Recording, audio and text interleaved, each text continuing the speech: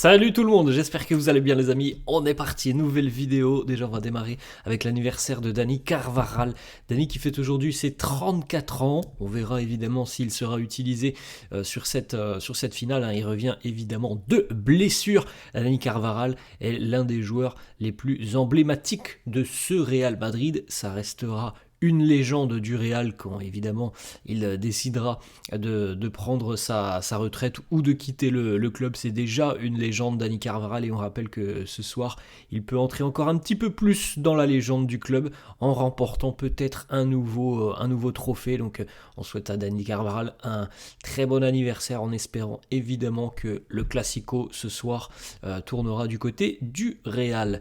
C'est ce soir les amis à 20h, ce Real Barça finale de Super Coupe d'Espagne. On commence à être habitué à chaque match, de Super Coupe d'Espagne. On s'attend à ce que l'on ait un Barça Real en finale. C'est régulièrement le cas, donc on le sait, à chaque mois de janvier, on a souvent ce Classico qui permet peut-être aussi de conditionner la seconde partie de saison. C'est ce qui s'était un peu passé déjà l'année dernière, notamment pour le Barça. Espérons évidemment que le Real sera en mesure de contrecarrer les plans des Blaugrana qui sont favoris de cette finale. Les une, Marca qui titre Finalissima, qui est Marcará el Futuro. C'est exactement ce que l'on vient de dire les amis, pour lancer la seconde partie de saison. Quoi de mieux qu'une victoire lors d'un Classico face à son adversaire? Eh bien, c'est le programme qui nous attend aujourd'hui et c'est aussi le défi qui attend le Real, faire tomber un Barça qui est sur une forme exceptionnelle depuis le précédent Classico. On l'a déjà répété les amis, le Barça a gagné tous ces matchs depuis le précédent Classico en Liga où justement le Real s'était imposé et c'était véritablement le match qui a initié le déclin du Real sur le mois de novembre-décembre. C'était ce point culminant, ce Classico. Ensuite le Real est redescendu sur terre, on va dire ça comme ça, avec des problématiques internes. On s'en souvient des dossiers Vini, des joueurs qui ne suivent pas la méthode Xabi Alonso. On en a entendu quand même pas mal de choses pendant près d'un mois et demi. Et à contrario, le Barça a tout de suite rebondi après la défaite lors du Classico. Donc voilà, c'est bien plus qu'un premier titre. Ça peut conditionner tout ce qui se passera sur la seconde partie de saison. La une de As qui titre Un Clásico de 10, un Classico pour les 10. Lamine, Kylian Mbappé, a noté aussi que Lamine, les amis, avait été mis au repos. En tout cas, il n'était pas titularisé face à l'Athletic Bilbao en milieu de semaine, donc il doit avoir les jambes fraîches. Pour Kylian Mbappé, lui non plus n'a pas joué, mais c'est pas tout à fait la même chose. Kylian, lui, visiblement, il était touché et donc écarté. Est-ce qu'il jouera ce soir? On a eu des déclarations de Xabi Alonso qui nous a dit voilà, on va attendre de connaître un petit peu les sensations de Kylian après la dernière séance d'entraînement. Quelques petites photos, les amis. Regardez, premièrement, hier, évidemment, la poignée de main traditionnelle entre les deux entraîneurs, Hansi Flick et Xabi Alonso. Et puis, cette petite information statistique, les amis, selon Polymarket, 29%, c'est le pourcentage de chance de victoire du Real ce soir en Supercoupe, comme on l'avait évoqué. Le Barça, évidemment, est favori de cette Supercoupe. Après, oui, c'est toujours un match à part, les amis, un Classico, mais il est évident que le Barça offre plus de garanties à l'heure actuelle dans son style de jeu que le Real. Petite photo aussi, le président a fait le voyage, il n'était pas présent lors du match face à l'Atlético jeudi, et la finale approchant, l'événement important toujours d'un Classico, Florentino a pris la direction de l'Arabie Saoudite pour venir soutenir les troupes. On a vu hier quelques petites photos aux côtés notamment de Xabi Alonso et aux côtés des joueurs comme Kylian Mbappé, les amis. Oui, il est bien là, il est bien dans l'Arabie Saoudite, Kylian Mbappé, le sourire lors du repas, la petite photo aussi avec les Français, Ferland Mendy et Eduardo Camavinga. On parlera de Mendy d'ailleurs dans quelques instants. Florentino et Fede Valverde, ou avec aussi les petits jeunes espagnols, Raúl Asensio et Gonzalo Garcia. Petite photo du coach Xabi Alonso qui donne ses consignes, ses instructions aux joueurs lors de la dernière séance d'entraînement hier, une séance à laquelle Kylian Mbappé a participé dans son intégralité, sans visiblement être gêné, c'est ce que les médias ont annoncé hier. Alors, il s'est entraîné intégralement, il n'y a pas eu de moment où il a été mis à l'écart, il s'est entraîné de manière individuelle, non, il a participé totalement à cette séance d'entraînement. Le duo Mbappé-Vini, peut-être titularisé ce soir. Mbappé, on verra bien, on regardera d'ailleurs les compos d'équipe aussi dans quelques instants. Dean Huijsen, lui aussi, a participé intégralement à la séance d'entraînement. Une petite photo aussi d'un supporter, les amis, qui pose aux côtés de Jude Bellingham avec un tatouage sur la jambe qui représente justement Jude Bellingham. D'autres informations sur les blessures, les joueurs qui étaient incertains. Rodrigo n'est pas blessé. La Copé nous annonce qu'il est disponible pour cette finale. En ce qui concerne Antonio Rüdiger, il est prêt à jouer ce match face au Barça. À noter quand même qu'il ne s'est pas entraîné hier. Antonio Rüdiger est resté en salle de gym, donc on présume, les amis, qu'il y a quand même, encore une fois, une gêne pour Antonio Rüdiger. Donc potentiellement, ce soir, il pourrait jouer en étant diminué. Donc on verra bien quels seront les choix de Xabi Alonso, en prenant en cause aussi le fait qu'il y a des risques de faire jouer un joueur blessé. On l'a déjà évoqué pour Mbappé, c'est pareil pour les autres.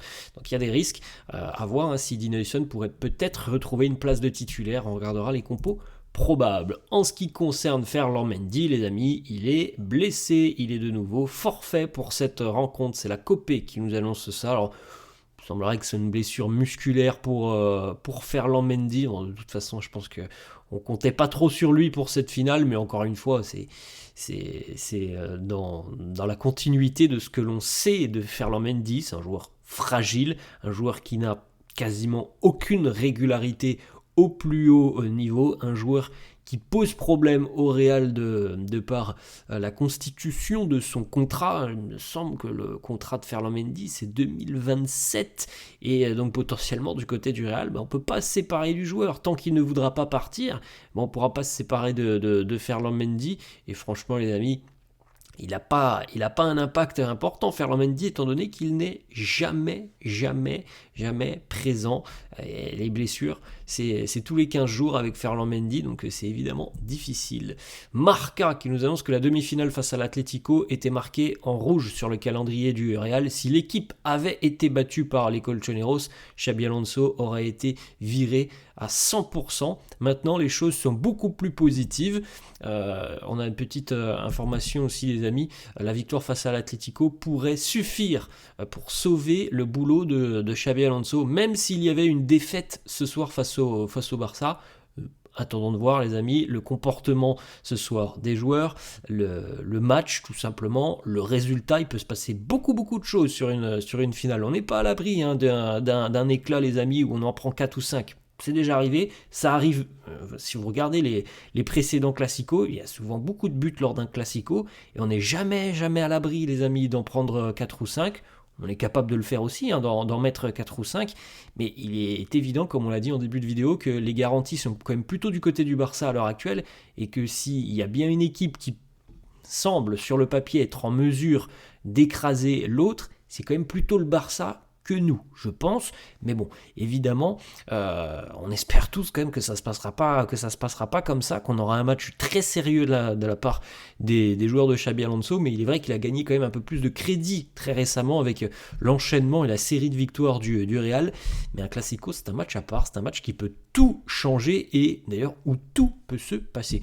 Deux petites déclats de Xabi Alonso qui ont été captés lors de la rencontre face à l'Atlético. Avant le match, Xabi avait prévenu les joueurs, rappelez-vous les gars, les deux surfaces de réparation, dans les deux, on doit être fort offensivement, fort défensivement. Lorsque l'on presse, lorsque l'on pousse, il faut le faire tous ensemble. On a attendu ce match depuis très longtemps, rappelez-vous-en, il était entouré en rouge sur notre calendrier. C'est maintenant, c'est le moment, allez-y et allez-y fort, voilà les mots de Xabi Alonso avant le match face à l'Atlético. Xabi en conférence de presse hier, il nous dit: on a beaucoup souffert d'instabilité dans notre ligne défensive. Certains joueurs sont forcés de faire des efforts, tout simplement des efforts supplémentaires. On peut évidemment penser à Antonio Rudiger. On verra bien si l'Allemand sera utilisé ce soir ou si on accordera un retour à Dean Huijsen. Il nous dit: je pense que ce match peut avoir un impact sur le reste de notre saison. Il sera très important.